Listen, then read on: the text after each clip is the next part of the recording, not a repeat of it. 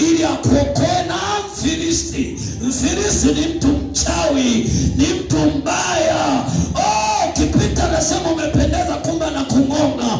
Lakini Yesu hayuko hivyo. Akisema umependeza, inatoka ndani kweli umependeza. Akisema mwanangu ongezeke, ni ongezeke kweli. Akisema mwanangu ukue, ni ukue kweli.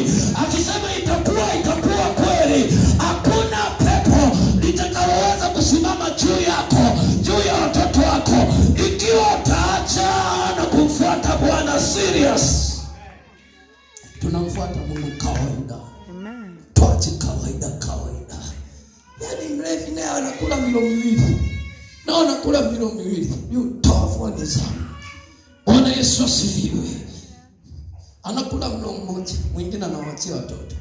Anaenda kujazia pombe. Sasa unajazeni.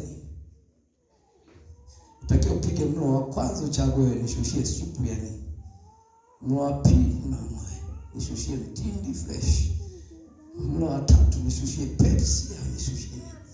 Kwani ni wewe ni wa Bwana.